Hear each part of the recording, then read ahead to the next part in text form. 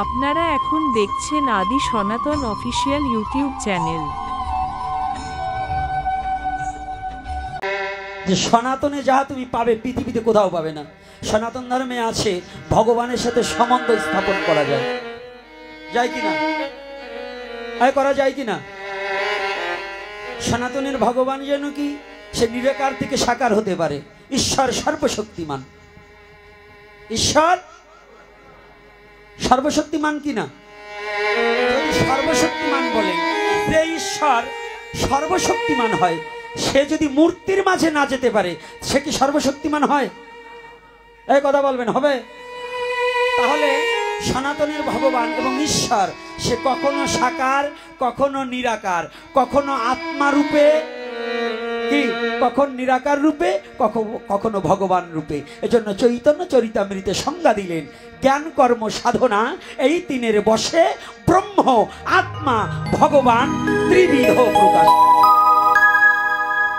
জানিয়ে জলির পারে চৈতন্য চরিতামৃত পাঠ করা লোক অনেক আছে, অনেক শাস্ত্রজ্ঞ ব্যক্তি আছে, আমি জানি। আর আমার আলোচনাটা একটু ব্যতিক্রম কেন জানেন? আমাদের এই জুজুর ভয় আর আমি এখন দেখাতে চাই না। আমাদের সাধুদের কাছে যদি কোনো যুবক ছেলে কিছু জিজ্ঞাসা করতে যায়, তো এটা বড় গভীর তত্ত্ব, তোর এখনো বয়স হয়নি, পরে জানিস। অধিকাংশ সাধুরা এই কথা বলে সনাতন ধর্মের ছেলে পেলেগুলোকে পথভ্রষ্ট করে দিয়েছে। এক ধরনের শয়তানগুলো, আমি এগুলোর নাম রাখছি শয়তান, কারণ ওরা নিজেরা খাবে। যদি এই কলা কৌশল ওরা যাই নিয়ে যায়, তত খাওয়া একটু কমিয়ে যাবে। আর আমার কথা হচ্ছে তা না, সনাতন কি বস্তু, সারা বিশ্বে আমার দেহে যত সময় রক্ত থাকবে, আমি সনাতনের যত প্রকারের মহিমা, যতটুকু আমার গুরু কৃপা করে আমাকে জানায়, ততটা আমি প্রচার করে দিয়ে যাব। আমার এই সনাতনের মহিমা, আমার দেহে যত সময় এক বিন্দু রক্ত থাকবে, আমার রক্তে কথা বলবে, এটা আমার গৌর হরির আশীর্বাদ। এটার জন্য আমি সব সময় আমি নির্ভয়ে কথা বলবো। তাই সনাতনে কি দিয়েছে ভালো করে জানো, পৃথিবীর অন্য কোথাও পাবে না। তুমি ভগবানকে কি রূপে চাও? পুত্র রূপে চাও, বন্ধু রূপে চাও, ভাই রূপে চাও, স্বামী রূপে চাও, কোন রূপে চাও? তমেব মাতা চ পিতা তমেব, তমেব বন্ধুচ্চ সখা তমেব। তুমি শুধু তার সাথে একটা সম্পর্ক গঠন করতে পারলেই সেই রূপেই তোমার কাছে সে দেখা দেবে। দেবে কিনা? অনেকে বলে, কত কানলাম, ভগবান আমার ডাক শোনেন। কসু কাঁদছো, তো স্বার্থের জন্য কাঁদছো, ভগবানের জন্য জীবনে কাঁদছো। স্বামী অসুস্থ হয়েছে, এই সময় মন্দিরে যেয়ে গপা গপ কান্নো আর কপাল গুতো। তার আগে কয়দিন গুতো হয়েছ? ছেলে অসুস্থ হয়েছে, তখন ভগবান আমার ছেলেরে সুস্থ করে দাও। আরে বাবা, তখন তো তোমার লাভের জন্য ডাকছো, তোমার বিনা লাভে ভগবানকে কয়দিন ডাকছো? এটা তোমার ছেলে অসুস্থ হয়েছে, ভগবানের কাছে বলতে হবে কে? ভগবান জানে না? জানে কিনা? আমি সেই ভগবানের পূজা করি, আমি সেই ভগবানের অনুসারী। আমার ভগবান পৃথিবীর সবার মনের কথা পর্যন্ত জানে, বুবার কথা পর্যন্ত আমার ভগবান বুঝতে পারে। আমি সেই ভগবানের পূজারী, আমি সনাতনী, আমি সেই ভগবানের পূজারী। না বলা কথাও যিনি জানে। গুরু সাহেব ঠাকুর যদি উড়াকান্দি বসে বিদেশের কথা জানে, কি লট সাহেবের বউ, হ্যাঁ, ওই মিট সাহেব আর লট সাহেব ওই একই বস্তু। তাই মিট সাহেবের বউ যে পা ঝুলাচ্ছে, এটা যদি গুরু সাহেব ঠাকুর উড়াকান্দি বসে জানে, তা আমার ভগবান জানে না? জানে কিনা? কার্তিক পাগল যদি আপনাকে ঘরের পাশে, সে যদি অজানা সন্ধান জানতে পারে, ওই কার্তিকরে যিনি সৃষ্টি করেছে তিনি কি আরো গভীরের কথা জানে না? তোমার ছেলের অসুখ হয়েছে, তুমি এখন কান্দো, কান্নার দরকার কি? কান্না বন্ধ করে বলো যে আমার যা প্রয়োজন, তুমি যেমন কর্ম করেছো সে শাস্তি তো তোমার পেতেই হবে, প্রারব্ধ কর্মফল তোমার ভোগ করতে হবে। তুমি ভগবানের জন্য জীবনে কি করেছো? এই কষ্ট হচ্ছে নাকি? হ্যাঁ, একটু কড়া কথা, পুরা কথা না, পুরা কথা। আসি একটু আসি, আজকে বলছি না, মহাপ্রভু আজকে রাত জাগরণ, তো আজকে যা বলায় তাই বলবো, আমার ইচ্ছায় বলছি না। মায়েরা কষ্ট হচ্ছে মা? হ্যাঁ, যন্ত্রণা সারছে তো? এত একটু আগে বকাবকি দিছি, এখন ভয় আছে নাকি? তো মাথাটা কি ঢাকা যায় না? আরে না, ওদের দোষ না। তাই আমার বাবারা একটু কমিটির বাবারা আপনাদের কাছে একটু চরণে ভিক্ষা চাচ্ছে যে সীমিত জায়গা এবং আপনাদের বসার আয়োজন ঠিকমতো করতে পারেনি। ওরা বুঝতেও পারেনি যে আজকে এই গৌর গোবিন্দ সেবাশ্রমে এত ভক্তের সমাগম হবে। এটা কিন্তু ভাবনার অতীত হয়ে গেছে আজকে। তথাপিও আমি তাদের পক্ষ থেকে আপনাদের কাছে ক্ষমা চাচ্ছি যদি কোনো ভুল ত্রুটি হয়ে যায়। যেহেতু আমার পাগলরা বলছে, কিন্তু আমি ক্ষমা চাচ্ছি আপনাদের কাছে। ওদেরকে ক্ষমা করে দিয়ে আপনাদের রাতুল চরণে একটু স্থান দেবেন, যাতে আগামীতে ওরা আরো সুন্দর সুন্দর অনুষ্ঠান আপনাদের মাঝে উপহার দিতে পারে এবং গুরু গোবিন্দের অপ্রাকৃত লীলা কথা যেন বিশ্ব জগতে ওরা প্রচার করতে পারে। হরি বল, হরি বল। জয় শ্রী রাধে। এইবার কথাটা ভালো করে জানি, সনাতন ধর্ম কারো ধার নেওয়া ধর্ম না। এই যুবক ছেলেরা ভালো করে জানবে। উলুধ্বনি একবার দেবেন। এখন এই বুড়োদের কথা বাদ দিয়ে একটু তোমাদের কথা বলছি। ধর্ম ধর্ম করে খালি মালা তিলক করলে ধর্ম হয় না। ধর্মটা মনের ব্যাপার। মালা তিলক হচ্ছে ধর্মের লেবাস, ওটা ধর্ম না। লেবাস পরে অকাম যদি না ছাড়ো তাহলে তুমি ধার্মিক না। লেবাসের প্রয়োজন আছে। যে যে প্রতিটা কলেজ ভার্সিটিতে একটা ইউনিফর্ম আছে, যে যে সেক্টরে চাকরি করে প্রত্যেকটা চাকরির একটা ইউনিফর্ম আছে। এই মালা তিলক হচ্ছে ইউনিফর্ম। মালা তিলক পরলেই বৈষ্ণব নয়। আজকে আমার নারায়ণ বাবা বলে যে যদি কিছু বলবার যাইতে বৈষ্ণব গো বিপক্ষে পড়লে আমার পাপ হইতে পারে। আরে বাবা তা না, মালা তিলক নিলেই বৈরে গিয়ে হয় না। তিলকের শারীর ভিতর ডুবতে উঠলেও বৈষ্ণব হওয়া যায় না যদি শুদ্ধতা, সততা, নিষ্ঠাবান, পরহিত রতইতা না থাকে, তার চরিত্র সংশোধন না থাকে, তাহলে সে কোনোদিন বৈষ্ণব হইতে পারে না। মালা তিলক নিলেই বৈষ্ণব হয় না। এগুলো হচ্ছে কি জানো, বৈষ্ণবের পোশাক। ওই একজন তবু সম্মান করতে হয়, মালা তিলককে সম্মান করবে কিন্তু তার চরিত্রকে নয়। এজন্য সাবধান, অন্যায় যে করে আর অন্যায় যে সহে এ দুজনাই সমান অপরাধী। ঠিক অপরাধী কিনা? চোরের সাথে যে সংমিশ্রিত হবে ওটাও চোর। চরিত্রহীনার দল যে দেবে ওটাও চরিত্রহীন। এজন্য সাবধান, অন্যায়কে সনাতন ধর্ম কখনো গ্রহণ করে না। সনাতন সত্য, আর যিনি সত্যকে আশ্রয় করেছে তিনি সনাতনকে ধরে রেখেছে, আর যিনি সত্যকে আশ্রয় করেছে তিনি ভগবানের কোলে শুয়ে আছে। নিতাই গৌর ব্রহ্মানন্দ হরি হরি বল, হরি বল, হরি বল। আজকে দেখুন সনাতন ধর্মের দর্শনগুলো একটু ভালো করে বুঝুন। আমি বলছি সনাতন ধর্ম পৃথিবীতে কারো কাছে ধার চাইনি। এই জন্য সনাতন ধর্মের কোন আলোচক অন্য ধর্মের আলোচনা করে না। সেই দিন বৈরে কীর্তন ছিলা কোথায় ওটুক দেখো নাই? অন্যায়ের বিরুদ্ধে মশাল মিছিল মহাপ্রভু করছে কিনা? করছে কিনা? তাই তো ভয় পান কে কথা বলতে? কি হ্যাঁ, সাহস রাখতে হবে। আমি অন্যায়ের বিরুদ্ধে। বৈষ্ণব খালি মার খাওয়ার জন্য নয়। হ্যাঁ, মার খাবো কার? যদি ভক্তে অনিচ্ছায় যদি আমি একটা লাথি মারে তবু ভক্তের চরণ ধুলি আমি মস্তকে তুলে নেব। আর যদি দুর্যোধনের মতো, যদি দুঃশাসনের মতো দুরাচারী ব্যক্তি আসে, আমি তাকে প্রতিহত করার জন্য যদি লাঠি হাতে নিতে হয় তাও নিতে হবে। এটাই বৈষ্ণবের স্বধর্ম। নিজের স্বধর্মকে রক্ষা করার জন্য পৃথিবীতে যাহা যাহা প্রয়োজন তাহাই করতে হবে। রাধে রাধে। কি ভয় পাচ্ছেন নাকি? আমার কানে কানে কয় দাদা, আমার গুরু ভাই, দাদা রাজনীতি নিয়ে কিছু বললেন না। কে রাজা? যে রাজা হবে কোন নেত্রীকে আমার মা নাকি না আমার শাশুড়ি না আমার মা হয়েছে, তার কথা আমার বলতে হবে? ওদের কথা বলে আমার কি লাভ? আমি আমার জাতির কথা বলি, আমি আমার ধর্মের কথা বলি, আমার শাস্ত্রের কথা বলি। আমি কোনো নেতার কথা নিয়ে আমার গবেষণা করার সময় নেই। আমি আমার ধর্ম নিয়ে জানা বোঝার জন্য আমার কথা চলবে, অন্য কিছু নিয়ে নয়। এই জন্য আপনারা ভুল ভ্রান্তিতে ডুবে যে গোপীনাথ রাজনীতির কথা বলবে, জীবনেও না, জীবনেও পাবেন না আমাকে। কিন্তু আমি শুধু আমার এই সনাতনের আত্মী নিয়ে যেখানে যেতে হয়, যে দেশে যেতে হয় আমি যাব। এটা আমার সনাতনের সত্যি।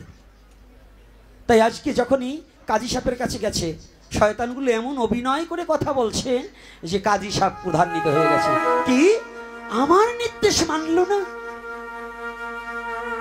বলেন চেয়ারম্যানের কথা যদি না মানে চেয়ারম্যান একটু রাগ হয় না? কি রাগ হবে কিনা?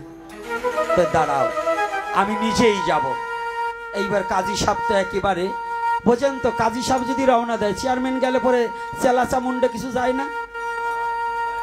আরে চেয়ারম্যানের আর কি, ওই চামুন্ডের তো নষ্ট করে ক্ষেত, শয়তানগুলো তো এই পাশের গুলো। আরে প্রধানমন্ত্রী শেখ হাসিনা, তার আর কতটুকু দোষ? দোষ তো ওই চামুন্ডে গুলো পাশে ছিল, ওই কয়টা ওনার বিটির আরো খারাপ বানাইছে। তাই আমাদের মধ্যেও কাজী সাহেবের দোষ ছিল না, ওই শয়তান কয়টা চাইয়ে যোগ করিয়ে ওই কাজী সাহেবের আরো খারাপ বানাইছে। লীলার সাথে বাস্তব জীবনের সাথে মিল দেখুন। তো এইবার কি করেছে জানেন? কাজী সাহেব এসছে, হরিদাস নাম করছে। হরিদাস মানে বোঝেন তো, উনি তো টেম্পার গরম করে আইছে, রাগিনী 13.5-তে বাঁধছে। হরিদাস, কাজী সাহেব আপনি এসেছেন? তুমি নাকি হরিনাম করছো? হ্যাঁ কাজী সাহেব। না না, তুমি আর হরিনাম করতে পারবে না, বন্ধ করো তোমার হরিনাম। কাজী সাহেব, যদি জীবনে হরিনাম বন্ধ করার হতো তাহলে আপনার আসতে হতো না।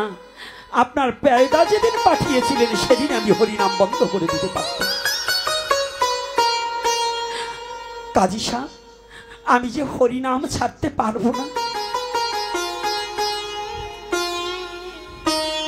তুমি হরিনাম ছাড়বে না? না কাজী সাহেব, আপনি সংবাদ পাঠানোর পরে বহুবার চেষ্টা করেছি হরিনাম ছাড়ার জন্য, কিন্তু নাম আমি ছাড়তে চাইলে কি হবে, কিন্তু মধুমাকা হরিনাম যে আমাকে ছাড়ে না।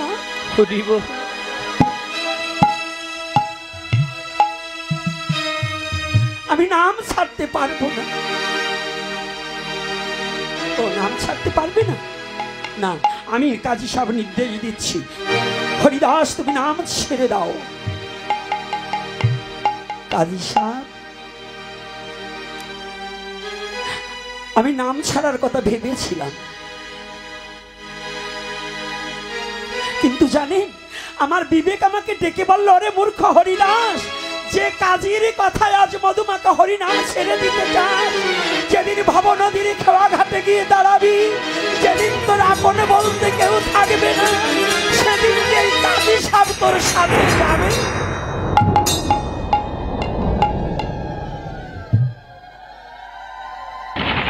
না,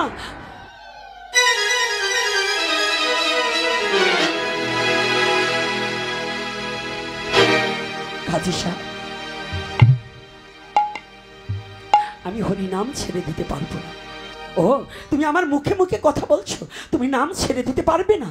না কাজী সাহেব, আমি নাম ছেড়ে দিতে পারবো না। হরিদাস, এই হরিনামের পরিণামে তোমার কি হবে তুমি কি চাই ভেবে দেখেছ? দুটি চোখের জল ছেড়ে দিয়ে বলছি, কাজী সাহেব, ও কাজী সাহেব,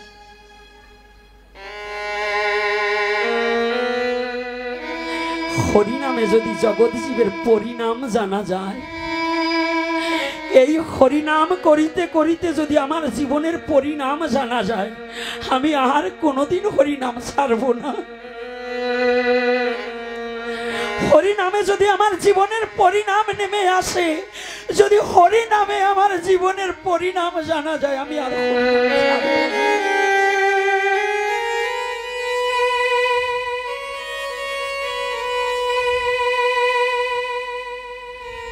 হরিদাস, এ পরিণাম সে পরিণাম নয়, এই হরিনামের পরিণামে নিশ্চয়ই তোমার মৃত্যু হবে। কাজী সাহেব,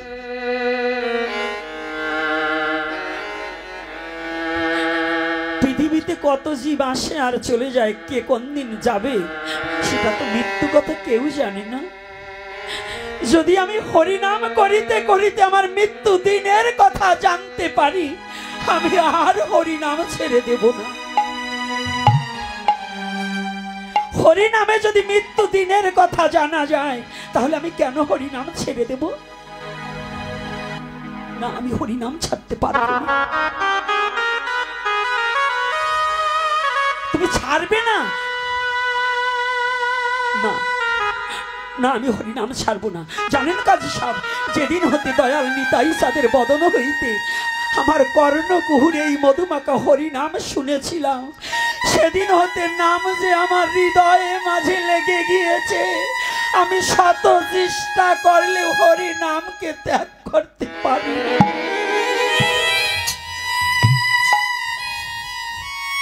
আমি পারবো না। পারবে না?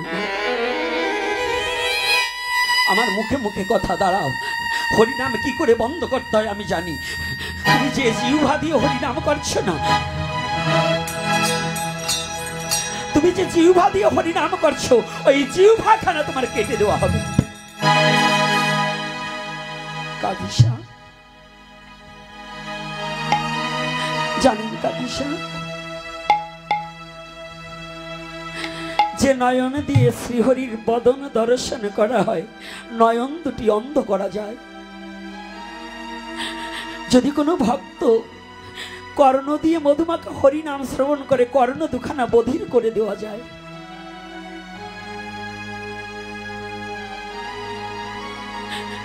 যে জন জগতে হরিনাম করে জিহ্বা কেটে দিলে হয়তো তার হরিনাম জিহ্বায় বন্ধ করা যায়।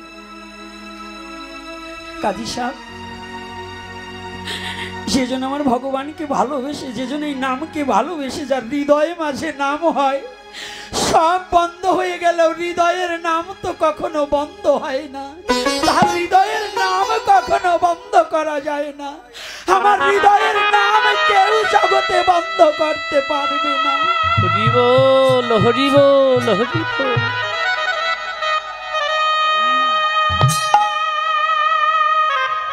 ও মা, ও বাবা,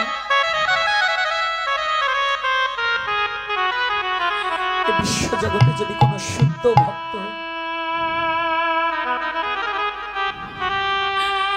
যদি আমার গোবিন্দের কোন শুদ্ধ ভক্ত একবার নামকে ভালোবাসতে পারে, যদি একবার জীবনে কেউ আমার গোবিন্দকে ভালোবেসে নিতে পারে, মুখে নয়, যদি অন্তর দিয়ে ভগবানকে কেউ ভালোবাসার পাত্র হয়, ওরে জগতে সে যে শত বাধা আসলেও ভগবানের নাম কখনো ভুলে যায় না। ভগবানকে সে ভুলে যেতে পারে না। শত বাধা আসলেও সে কৃষ্ণ বলে কেঁদে কেঁদে ভক্ত প্লাবিত করে। হরি বল,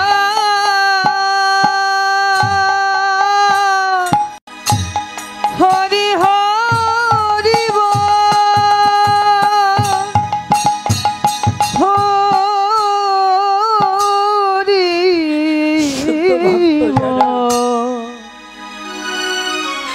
তারা না ধনং না জনং না পরিজনং আত্মীয় সুখং সে বিশ্ব জগতে তারা কিছু চায় না। একমাত্র ভক্তের হৃদয়ে, হরিদাস যেমন বলছে নাম ভিন্ন আমি আর কিছু জানি না।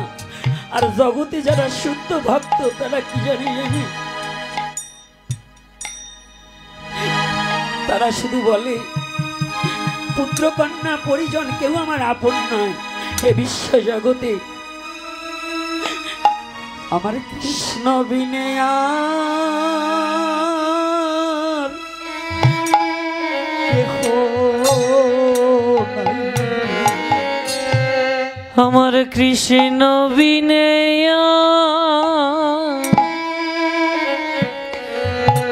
এই জগতে কেহ নাই। আমার কৃষ্ণ বিনে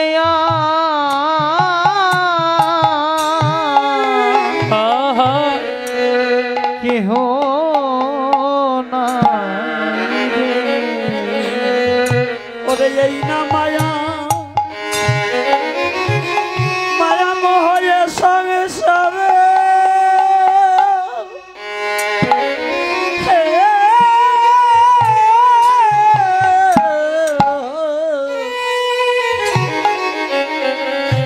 ওরে আমার কৃষ্ণ বিনয় কেহ এই মায়া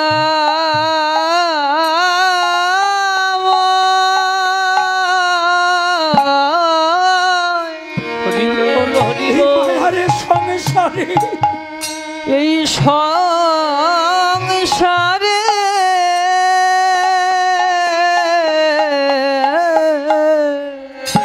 কৃষ্ণ চরণে বিনে আমার কৃষ্ণ চরণে বিনে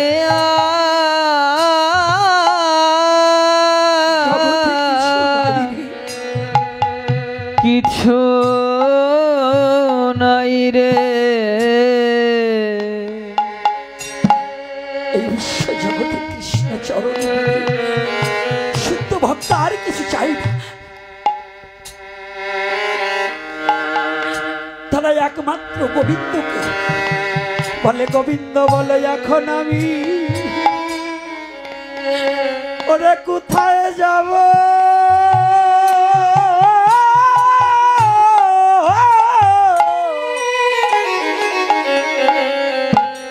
তোমার চরণে বিনে আমার কিছু বলো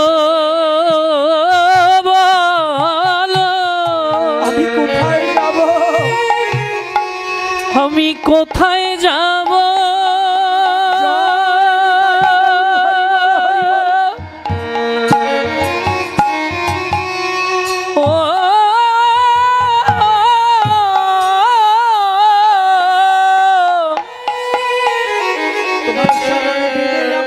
তোমার চরণ বিনে আমার কিছু নাই গোবিন্দ কিছু নাই রে বলো বলো এখন আমি গৌর সুন্দর গৌর হে বলো কোথায় যাব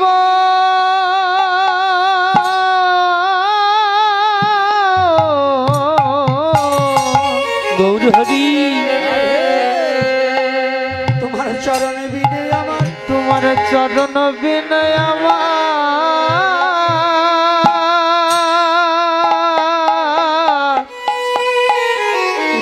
আমি কোথায় যাব জগতে তোমার চরণে বিনে আমার আর কোনো জায়গা নাই হে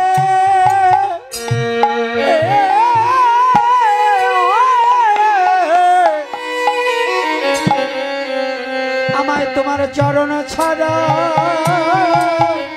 ওডো না হে ওগো তোমার চরণ ছাড়া আমার জগতে কোনো জায়গা নাই হে আমার জায়গা নাই হে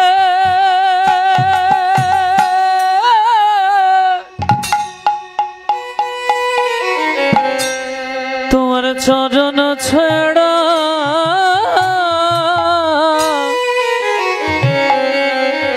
আমায় করো না হরিদাস বলছে কাজী সাহেব যত আমাকে মৃত্যুর ভয় দেখায় কাজ হবে না। বলছি তোমার মৃত্যুর ভয় নেই? বলছি না না আমি তো এই নামের মাঝে নিজেই মরে আছি যেজন নামে মরে যায় পৃথিবীতে তার আর মৃত্যু ভয় থাকে না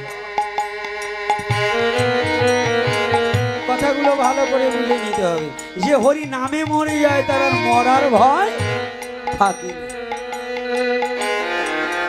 ও জানো জানো তোমাকে এভাবে মারে বলে লীলা শেষ করার আগে বলছি, অধিবাস কীর্তন হবে। আর যদি কোনো ভক্তের ভগবানের সেবা নিমিত্তে একেবারে পিছনে যাবে, পিছন থেকে আসবে, ভাগবতীয় কথা শ্রবণ করলে কিছু দক্ষিণা দিতে হয়। কলিহতে জীবের ধৈর্য কম, আমরা হরিকথা শ্রবণ করতে খুব অভ্যাসস্থ কম, তো এজন্য এখনো 12টা বাজেনি, চলে যাচ্ছি। আর যদি 4টে ড্যান্সার আসতো তাহলে রাত 4টে পর্যন্ত থাকতো। আর এখন তো ড্যান্সার না, হরিকথা, এজন্য আস্তে আস্তে কেটে পড়তে চায়। তাই পিছনে থেকে ভিক্ষা নিয়ে আসবে, যার যেমন সামর্থ্য সে দেবে, আর আমি হরিকথা চালিয়ে যাব, কোনো কথা হবে না। রাধে রাধে। নাকি পিছন থেকে, সামনে কিন্তু কেউ যাবে না, একবার পিছন থেকে, তোমাদের পিছন থেকে, আমার সামনে থেকে, একেবারে পিছন থেকে। এইবার বলছি, তোমাকে এমন মৃত্যু দেব, তোমার মৃত্যু দেখে যেন বিশ্ব জগৎ কেঁপে যায়। কেমন করে? কি মৃত্যু? হরিদাস বলছে, কাজী সাহেব, যারা হরি নামে মরে থাকে তাদের আর মৃত্যু ভয় দেখালে কাজ হবে না। যারা হরি নামে মরে তাদের কি মৃত্যু ভয় দেখালে কাজ হবে? কি এই মায়েরা বাবারা, যারা ভগবানকে ভালোবেসেছে তাদের মৃত্যু ভয়ে কোনো ভয় আছে? তাদের মৃত্যু ভয় আছে। যারা ভগবানকে ভালোবাসে না, যারা হরি নামকে ভালোবাসে, যারা নামকে ভালোবেসেছে, নামের মধ্যে যারা মরে গিয়েছে, তাদের আর কোনো মৃত্যু ভয় দেখিয়ে কোনো লাভ নেই। কোনো ভক্ত কোনোদিন মৃত্যুকে ভয় পায় না, কারণ ভক্তরা সনাতনে জন্মগ্রহণ করে ভক্ত জানে সনাতন জাতির কোনো মৃত্যু নেই। কারণ জন্মিলে মৃত্যু আছে, মৃত্যুর পরে আবার তার জন্ম আছে। রাধে রাধে। তাহলে সনাতনী জাতির কোনো মৃত্যু নেই। এই জন্য ভক্তকে মৃত্যুর ভয় দেখালে তারা কি, তারা কি ভয় পায়, ভীতু হয়? হয় না। তাই আজকে যখনই কাজী সাহেব বলছে, হরিদাস তোমাকে এমন ভয়ানক মৃত্যু দেব যাতে জগৎ কেঁপে যায়। বলছে কি? বলছে তোমাকে একে একে বাজ বাজারে বেত্রাঘাত দিয়ে তোমার মৃত্যু হবে। এক বাজারে নয়, 2 বাজারে নয়, বাজ বাজারে বেত্রাঘাত দিয়ে তোমার মৃত্যু দণ্ডিত করা হবে। তাই বাজ বাজারে বেত্রাঘাত দিয়ে আমার হরিনাম মুছে দেবে?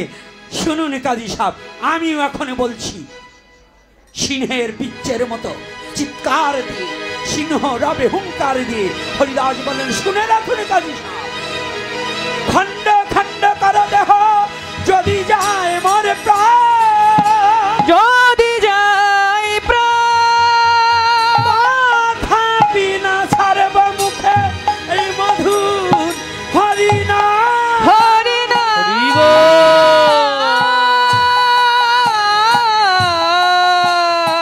হরি হরিনাম হরিনাম। ছাড়ব না, যতই বলা হোক আমি হরিনাম ছেড়ে দেবো। ও ছাড়বে না, তোমাকে একে একে বাজি বাজারের বেত্রাঘাত দেবো। নিয়ে গেলেন বাজি বাজারের বেত্রাঘাত দিয়ে। জানা আছে বাজি বাজারের বেত্রাঘাত দিয়ে হরিদাস মরছে না। সবাই হ্যাঁ এখন বলছি, পেহেদারা বলছে, কি হরিদাস তুমি যদি না মরো তাহলে আমাদের যে কাজী সাহেব গরদান দেবে। বলছে, হরিদাস একটু কৌশল অবলম্বন করলেন, বললেন, শোনো তোমরা আমাকে এভাবে মারতে পারবে না, তাহলে কি আমার সাথে হরিনাম করো। এইবার কাজী সাহেবের নির্দেশে যারা বেত্রাঘাত দিতে গেলেন, হরিদাস যখন নাম করছে তারাও নাম করছে। নাম শুনতে শুনতে হরিদাস ভাবে বিভোর হয়ে মুচ্ছাগত হয়ে পড়ে রইলেন। এইবার যখন মুচ্ছাগত হয়ে হরিদাস পড়িয়া রহিলেন, এদিকেতে কাজীর নির্দেশে পেয়েদারা ভাবিতে লাগিল, হরিদাস বুঝিয়াস মরিয়া যে গেল।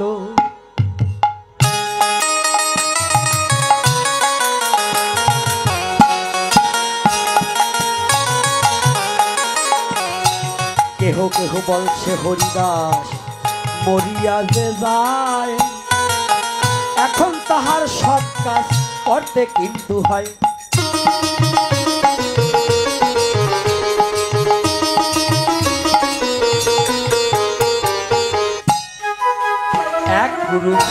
কাজ করতে যাবে এমনই সময় আর এক গুরু বেশে কিন্তু বাধা হয়ে দাঁড়ায়।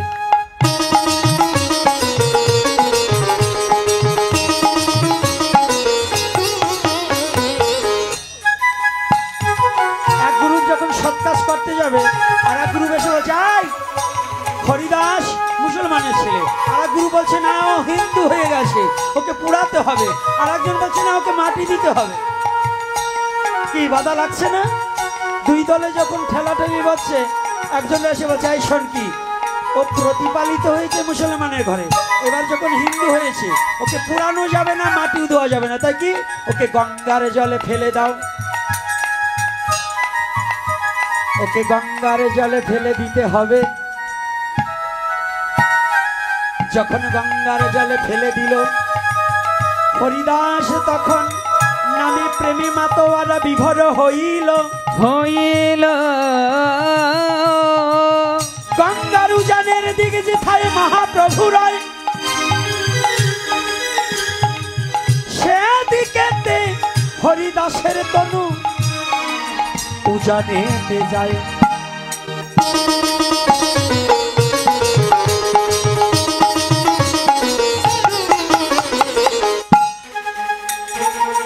যখন উজানেতে গেল মহাপ্রভু যেখানে ছিল ওই ঘাটে গিয়ে হরিদাসকে তুলল। হরিদাসকে নিয়ে যখন সকলে দেখতে পেল প্রাণ আছে, হরিদাস নাহি মারা গেল। হরিদাসকে সুস্থ করে মহাপ্রভুর সম্মুখেতে নিল। হরিদাস অমনি প্রভুকে প্রণাম জানালো।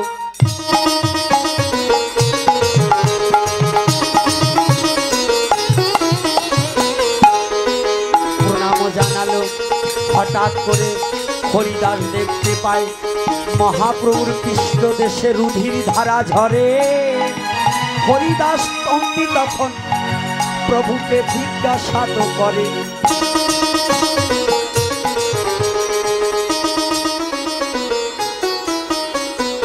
শুধু ভক্তজন একাদশীর প্রসাদের ব্যবস্থা আছে, যারা একাদশী আছেন নাও আছেন তো বই একাদশীর প্রসাদ গ্রহণ করবেন। আজকে আমার কমিটির বাবারা আমাকে ফোন করেছিল, বাবা একাদশী দিন কি করতে পারি? একটা বৈষ্ণবীয় মন্দিরে একাদশীর দিনে অন্নদান করা বৈধ কোনো পাকেই নয়, গাইরস্থ বাড়ি বৈধ নয়, আর একটা আশ্রম, এজন্য নিষেধ করায় সর্বত্র একাদশীর প্রসাদের ব্যবস্থা করা হয়েছে। তাই কণিকামাত্র প্রসাদ আপনারা গ্রহণ করবেন, আগেই যাবেন না। আর যারা অধিবাস কীর্তন করবে শ্রবণ করবেন তারাও আমাকে আবদার জানিয়েছে আমার গুরু ভ্রাতাগণ, তারই অল্প সময়ের মধ্যে অধিবাস কীর্তন সেরে দেব। তার মধ্যে আমি যে কথাটা লীলাটা সমাপন করে দেই 2 মিনিটে, তারপরে অধিবাস কীর্তনে যাই নাকি। তো এইবার সবার জন্যই আমি তো সেটাই বলছি, ওই গেটে গেটে প্যাকিং করা হয়েছে বাবা, ও হাতে হাতে সবাই পাবে, কণিকা প্রসাদ পাবে, কোনো অসুবিধা নাই। কারণ যেহেতু একাদশী এজন্য আমি আবারও ক্ষমা চেয়ে নিচ্ছি। অন্ন গ্রহণ করা আজকে যে দাতা যে ভুক্তা উভয়ই নরকগামী হবে, এজন্য এটা থেকে আমরা বিরত রেখেছি। জয় নিতাই জয় গৌর হরি। তাই আজকে হরিদাস জিজ্ঞাসা করছে প্রভু তোমার পৃষ্ঠদেশে রুধির ধারা কেন? বলছে না রুধির ধারা নয়, এটা ভক্তের দেওয়া উপহার। হরিদাস বলছে এমন কে ভক্ত তোমাকে আঘাত করে উপহার দেয়? তার কথাটা বলো, আমি এখনই তাকে সংহার করব। মহাপ্রভু বলছে হরিদাস যদি বলি তুমি তুমি দিয়েছ আমাকে এই উপহার। বলছি কবে? আজকে। কি করে? হরিদাস বাজবাচারে বেত্রাঘাত যতবার তোমার পৃষ্ঠদেশে পড়েছে তুমি ততবার কি বলেছিলে? বলছে যে আমাকে যতবার আঘাত করেছে আমি শুধু বলেছি কৃষ্ণ হা কৃষ্ণ হা কৃষ্ণ, যতবার আমাকে আঘাত করেছে।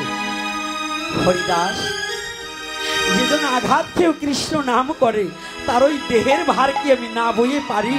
নাম নামি একাকার, নামার নামি একাকার যদি হয় ওই নাম আর আমি তো একই বস্তু। তাই তোমাকে আঘাত, ভক্তের দেহ আর ভগবানের দেহ পার্থক্য কিছু নয়। তোমাকে যতবার আঘাত করেছে ওই আঘাত এসে আমার পৃষ্ঠদেশে পড়েছে, তাই সেই উপহার আমি গ্রহণ করেছি। হরিদাস গিয়ে প্রভুর চরণে পড়ে গেলেন। প্রভু আমাকে ক্ষমা করো। তুমি যে ভক্তবৎসল ভগবান, আজ বুঝতে পারলাম। বললেন আজ হতে যারা নামকে ভালোবেসে নামের পথে জীবন জৈবন বিলিয়ে দেবে, আমি গৌর হরি কথা দিচ্ছি, তার দেহের ভার তোমার মতো আমি গ্রহণ করি। নিতাই গৌর হরি বল। আজকে ভক্ত ভগবানের মিলন হয়ে গেল। প্রেমানন্দে ভক্তগণ একবার হরি হরি বলো।